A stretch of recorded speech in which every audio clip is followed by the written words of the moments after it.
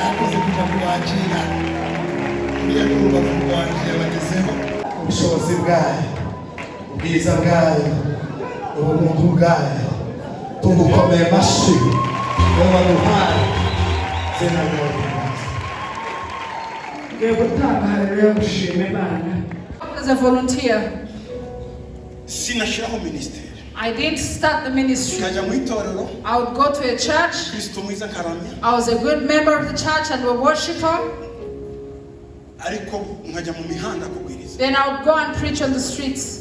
Nabwirije mu mihanda za Nairobi muri 1993. In 93, I preached in the streets of Nairobi. Muri Uhuru Park za 1993. In Uhuru Park in 93. Niwe muzi ndirimbo twari washa washa washa washa washa washa washa moto wa injili. Iyo ndirimbo twahimbye n'uwitwa David Kinuthia. Turi muri Uhuru Park twakwitaga Nairobi yose gatetebeka. Washa washa. I composed that song, David. Washa washa washa moto wa injili.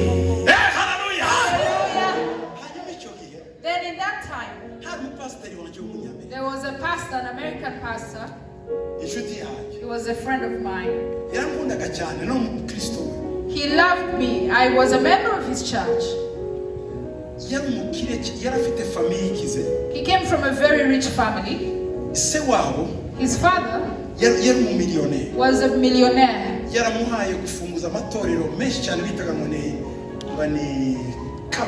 He had given him the capacity to open Calvary Assemblies of God in Singapore, in Kenya.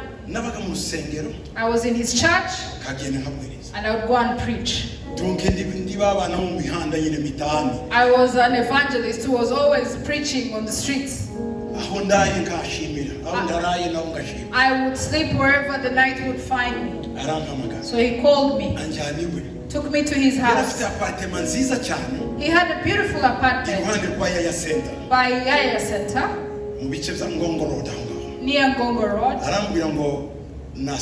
He told me, I have prayed and my heart has convinced me that I have to send you to the US. Go to Seattle. You will study there for 9 months. Then you will come back. wa ministeri yacu muri Afrika yose niwe uzagenda ukingura za ministries zose kuva South Africa kugera Cairo niko yawe. And when you come back, we'll make you the overseer of all our ministries in Africa, from South Africa to Cairo. Then he told me, you see this fridge? He opened the fridge. There was a lot of food. He had a TV screen. At the time, he had an email. They had just begun. He had a big computer.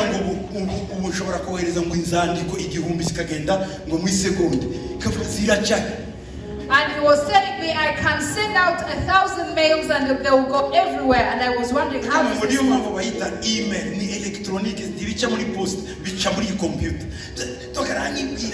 It's an electronic email, and he taught me all these things to do with technology. There was a wonderful car there, and he told me, this will be yours. This car, we will work in the ministry together for 3 months. Then I'll send you to Seattle. I looked at him and I told him, it's not possible. He said, what? I said, it's not possible. I said, I have a ministry that will reach all over the world. I had spent 7 days homeless.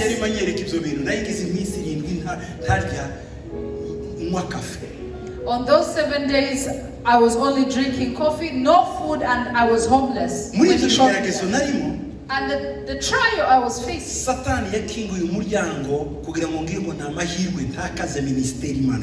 Satan opened the door so that I confuse it with God's door and lose God's calling for my life.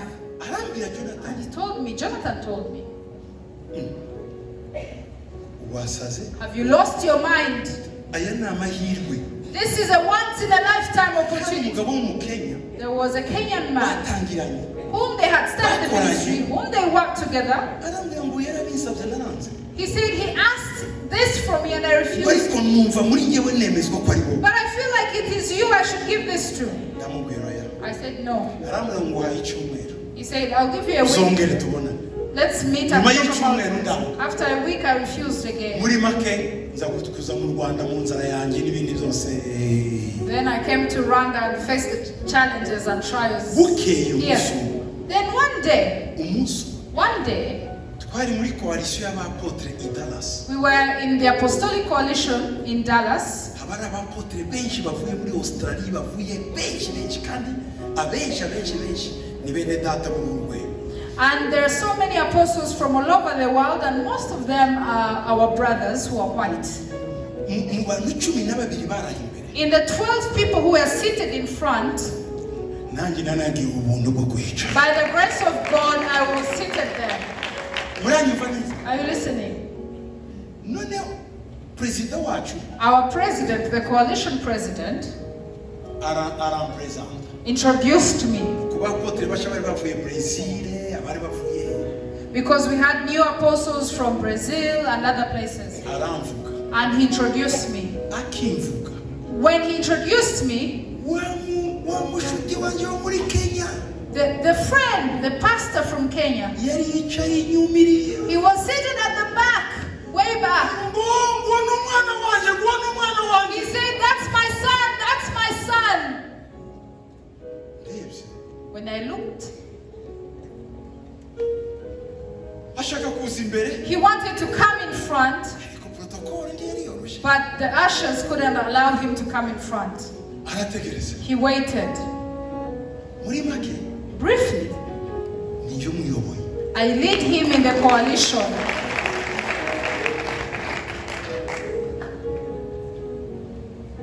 nawe ya ministeri yayivuyemo atangira iyindi He left the ministry and started another ministry as well. yasize amatorero y'amaassemblée de Dieu Calvary He left many churches, the Calvary Assembly, ubu of God, atangiriye and he started his own ministry. nari mu barimo bapuruva ko tumwemera ko yinjira nk'umuprofete muri ya coalition yewe nari mfite mu ijwi I was one of the people who had to approve his membership in the coalition as a prophet. So let me ask you, iyo nemera uwo munsi if I had accepted his offer that gaca day, bakamwirukana njye marabaye iwacu and then they sent him the next day, what would have happened to me? barimo nderengana mu mijyi ya za Rongai naye hariya muri Nairobi I would be in Nairobi confused.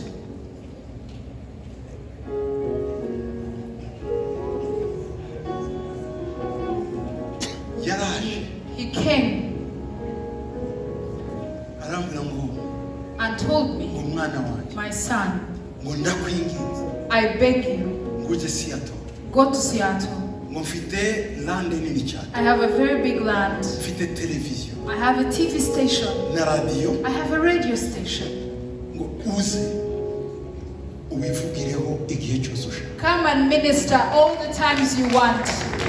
ndamubwira papa I told him, my father, nta mwanya mfite I don't have the kandi time for koko that. narawubuze And truly, I didn't N'uyu find time. munsi To this day, yanyandikiye he sent me an email. ndacyategereje Said, I'm waiting for iyo you ni to come. ofure y'imyaka ine This is an offer that has stood for 4 years. ntukacogore ngo wibwe icyo wahaye komeza kwiyereka imana yaguhaye. Do not be discouraged and lose what God has given you. Hold fast on the vision. ntuzarye ibishimbo ngo ugurishe ubukuru bwawe kahise Don't take the beans and replace them with the birthright. uyu munsi umuryango urasa n'ukinze Today it seems the door is shut. jonathan yansabye iyo ofure ndara hanze Jonathan gave me the offer when I was homeless. abakenya banyambuye amafaranga yose nanaraje muri hoteli barayiba ngarutse baranyirukana banda hanze The Kenyans had harya iminsi irindwi The Kenyans had stolen all the money I had paid and I had in the hotel, and they had to put me on the street for 7 days homeless. umunsi w'inzara yarangiye One day I was so hungry. njya gusaba umusore wakoraga kuri reception saa 5 z'ijoro kafe kugira ngo numve ko ariko inyoye kafe yari impitari I went to ask for the young man who was working at the reception for coffee, And drinking coffee after going hungry for so many days, it almost killed me. And Satan would whisper to me, you saw the fridge in Jonathan's house? You see the car? See the house? Going to the US for 9 months to go and study and represent the whole of Africa. No. I said, devil, God told me. There is something God told me, that I'll prepare the bride of Christ. So I pray a blessing for each one of you, that you may not have problems, because Jesus is with you. Your door, your first door, is your heart. Open your heart. Open your heart to Jesus. And He will use you to do great things. He will use you to do great things. And He says, behold, I stand at the door. Revelation 3:20. And I knock. If anyone hears my voice and opens the door, I'll come into him and dine with him. Jesus wants to dine with you this evening. Shake off the door, open the door, because this is what will happen. When He comes in you, He will allow you to also enter in His house. In John 10:7, He says, verily, verily, I tell you that I am the door. I am the door. If anyone goes through me, they will be saved. They will enter and go out and find a pasture. In this moment, I want you to open your heart, because the greatest door is yours. The second is to enter the door of Jesus. Jesus will lead you into the door of your opportunities. Are we together? And you want to receive Jesus? You want to enter in that door? Let's pray. We are going to pray with you. If you want to get saved, you haven't received Jesus, I'll not ask for so much. Raise your hand. If you want to get saved, if you want to receive salvation, raise your hand. If we are with you, raise your hand. Raise your hand. I want to pray for you. Raise your hand. God bless you. God bless you. God bless you. God bless you. Come down, please. Let me ask the ushers to bring you. Ushers, help them. Take a step and come forward. Come and receive Jesus. Come and receive Jesus. Come and receive Jesus. Open your heart. Open the door to your heart. Open the door to your heart. Open the door to your heart. Come. Stand here. Come and receive Jesus.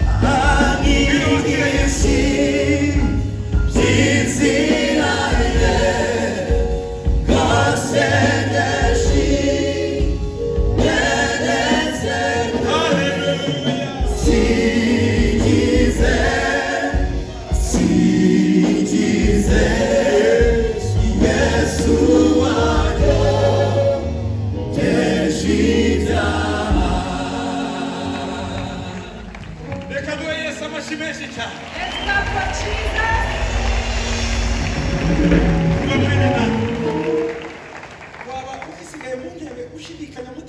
Are you doubting and you're still seated in your chair? Open your heart.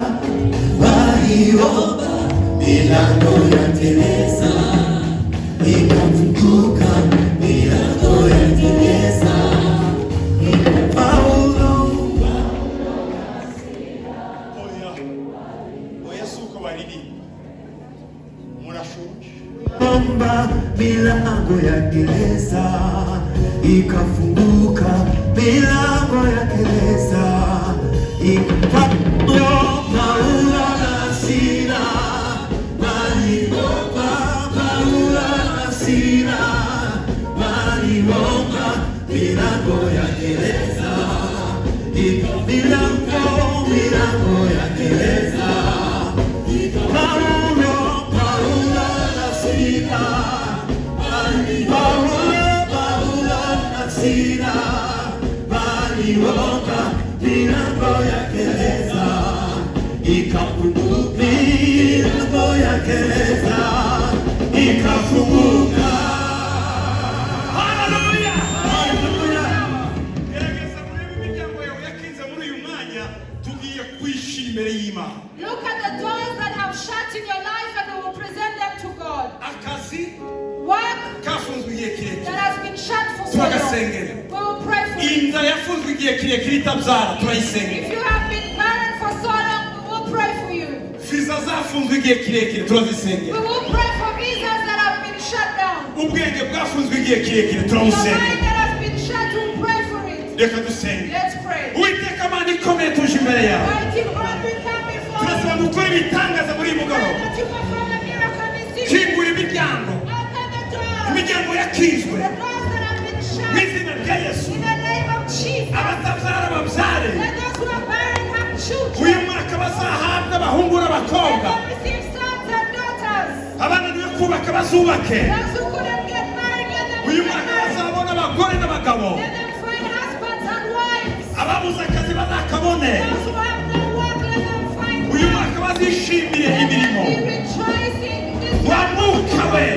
You spirit Ukinga imiryango. that closes doors. Sohoka. Come out. Sohoka. Sohoka. Sohoka. Yesu kora ibitangaza byawe. Jesus, perform your miracle. Kingura imiryango. Open this door. Kingura imiryango. Open these doors. Imiryango y'akazi. Let the doors of work be Imiryango open. y'amagara. Let the doors of health be open. Ubuzima bwiza. Let a good health come. Imiryango y'ububyutse. The doors of revival. Kwiyongera kw'abakristo. And the increase of belief. Impano z'umwuka. And gifts, spiritual Kora gifts. ibikomeye. Perform miracles. Kora ibikomeye. Perform miracles. Mu izina rya Yesu. In the name of Mu Jesus. izina rya Yesu. In the name of Mu Jesus. izina rya Yesu. In the name of Jesus. Reka itoro dusubiremo. Let the church repeat. Vuga ngo ndakiriye. Ndakiriye. Ibitangaza byanjye. Ibitangaza byanjye. N'amarembo mwe. Yakinzwe. Uguruka. Kinguka. Ubwiza bw'Imana butambuke. Ubwiza bw'Imana butambuke. Mwanyegamo mwe. Uguruka. Imbaraga z'Imana zigaragare. Ndakiriye. Akazi. Ndakiriye abana. Ndakiriye ubuzima bwiza. Ndakiriye gukira indwara. Ndakiriye gukomera. Ndakiriye icyubahiro. Ndakiriye ubwiza bw'Imana. Ndakiriye impano z'umwuka we. Ndakiriye ububyutse. Ndakiriye kugubwa neza. Ndakiriye ibitangaza. Mu izina rya Yesu. Uhereye none. Sinzongera kuba wa wundi.